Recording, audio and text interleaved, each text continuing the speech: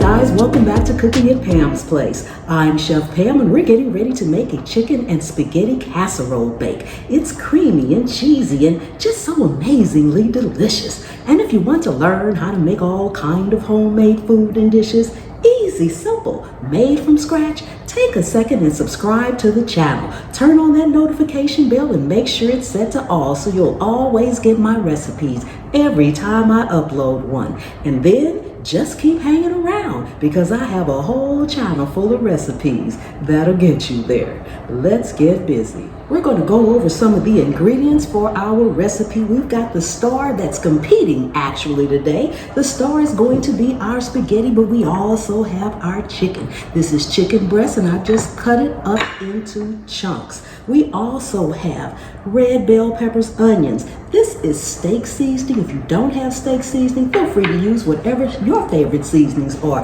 Got a little basil here, mayo, spinach, and a couple of different cheeses. Now this recipe typically calls for a cream of mushroom soup or cream of chicken soup, but guys, I'm telling you, it's nothing like made from scratch, especially when it only takes a couple of minutes. So I'm going to show you how to make your own cream of whatever kind of soup today. And we're going to be using that in our recipe. So let's go ahead over to the stove. I've already got my spaghetti going on and get our chicken taken care of. And then let's make our soup for this dish.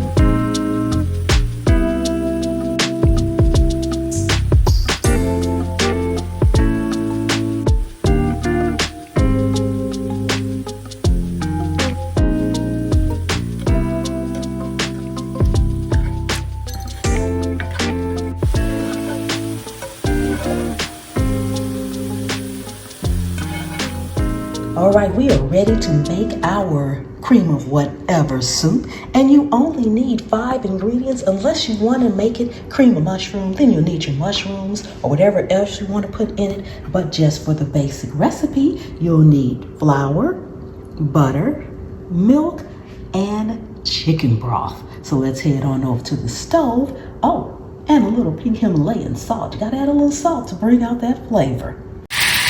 So the first thing we want to do is make sure our butter gets melted. Then we're going to add in our flour. Now, as usual, guys, for the spaghetti bake as well as for the cream of whatever soup, I will have all of the ingredients down in the description. So all you need to do is come back to the video when you're ready to make it or just want to know what I did at a certain point and click on it. And down below in the description will be all the ingredients and measurements. Okay, so you want to cook this flour down for about 1 or 2 minutes. Then we're going to be adding in our other ingredients. Okay, now we're going to go ahead and add in our chicken broth. Now this is homemade chicken broth, so I'm going to be adding a little salt in it. But if you're using a chicken broth that's not low in sodium, then you might not need to add the salt in. So just be mindful of that as you're cooking, and always salt and pepper to taste. Okay, now that that is in, we're going to go in with our milk. And just a pinch of salt.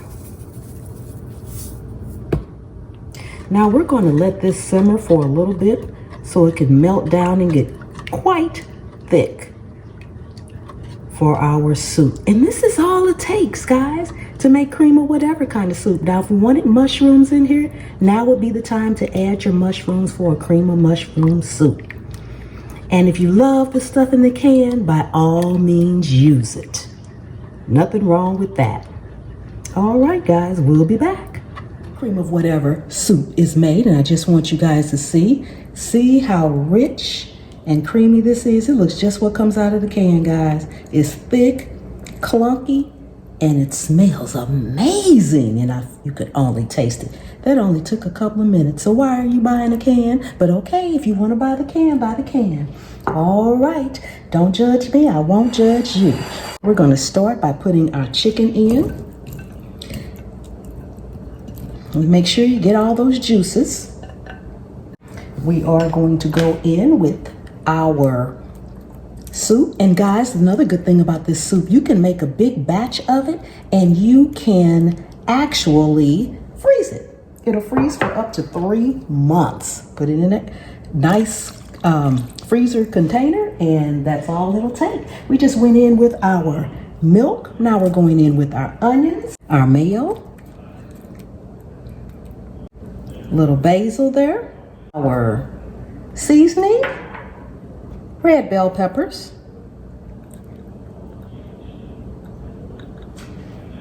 we're going to stir this up really good here. Oh my goodness, it smells amazing. We're going to add in our spinach.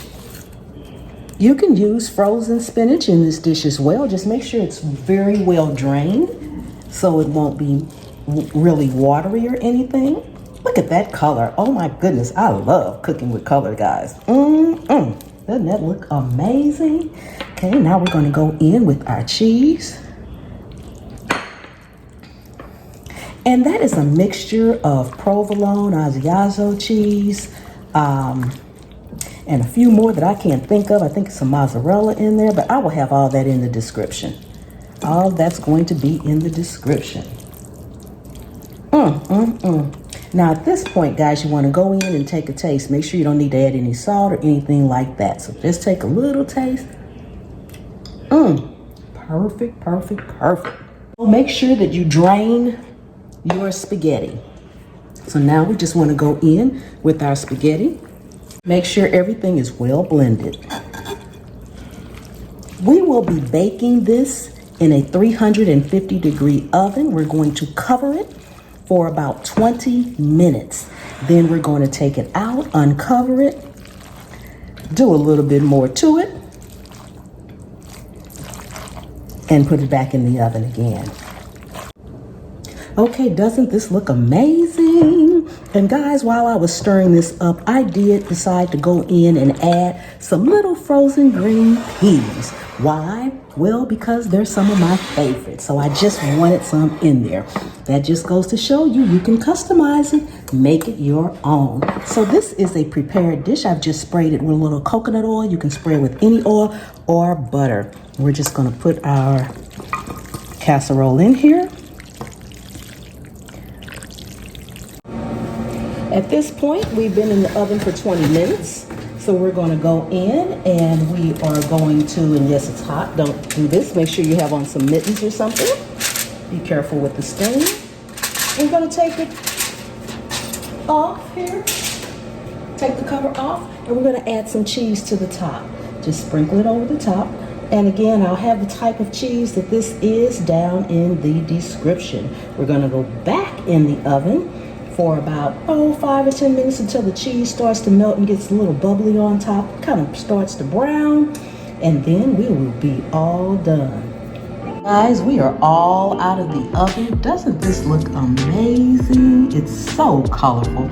Thank you all so much for coming and hanging out with me today in my kitchen. I really do appreciate each and every one of you guys, and I will see you next time. The good Lord willing, and the creek don't rise.